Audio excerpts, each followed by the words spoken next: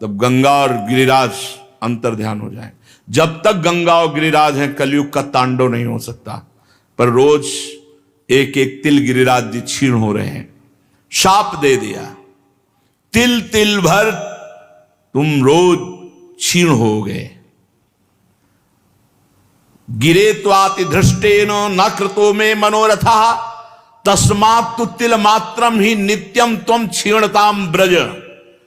ब्रजवास करो लेकिन एक एक तिल रोज क्षीण हो गए। गर्गाचार्य जी कहते हैं यावत भागीरथी गंगा यावत गोवर्धनो गिरी तावत कलेह प्रभावस्तु भविष्यति न करहिचित। जब तक गिरिराज गोवर्धन विराजमान है, भागीरथी गंगा प्रवाहित है, तब तक कलयुग अपना तांडव नहीं कर सकता। हां, उसका प्रभाव रहेगा। तांडव शब्द से मतलब है भ्रष्टाचार ही भ्रष्टाचार। भ्रष्टाचारा सत संसारा धर्म सुने नहीं काना कलिकाल बिहाल की मनुजा नहीं माने को अनुजा तनुजा। ऐसा भ्रष्ट आचरण, न कहीं स्वाहा न स्वधा न राम न कृष्ण न हरि, अब बिल्कुल भ्रष्टाचार। तब भगवान कल की रूप में आकर दुष्टों का संहार करके फिर नवीन शांति की स्थापना करेंगे। उस दिन से गोवर्धन महाराज ब्रज में विराजमान हुए, पर महाराज पुलस्त जी के साप से तिल तिल क्षीण होते गए। जब तक भागीरथी गंगा गोवर्धन पर्वत भूतल पर विद्यमान है, तब तक कलिकाल का प्रभाव कदापि नहीं बढ़ेगा। ये गोवर्धन का शालमली द्वीप द्रोणागिरी से ब्रजधाम आना है। ये पावन श्री गिरिराज महाराज जी का चरित्र है। श्री गिरिराज महाराज पूरे विश्व ब्रह्मांड में सर्वश्रेष्ठ कुंड और तीर्थों को अपने में छुपाए हुए हैं।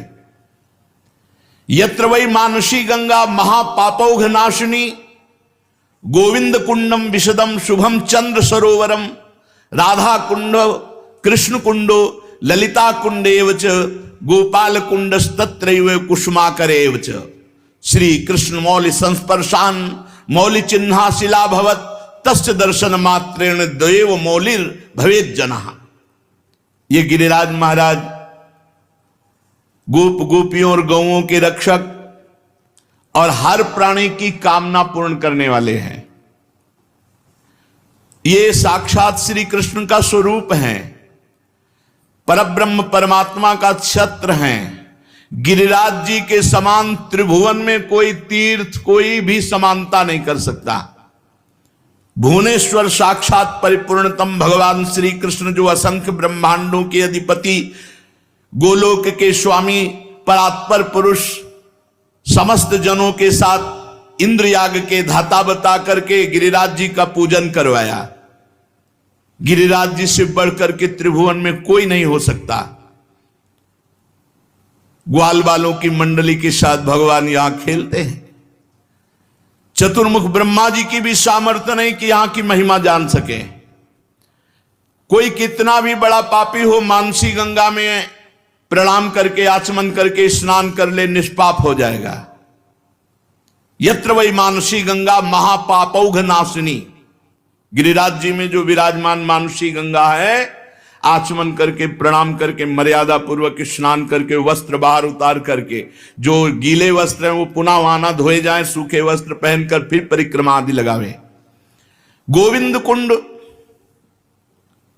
कितने महान, चंद्र सरोवर, राधा कुंड, कृष्ण कुंड, ललिता कुंड, गोपाल कुंड, कुसुम सरोवर, ये गिरिराज गोवर्धन महाराज के अंतर हृदय में विराजमान कुंड हैं।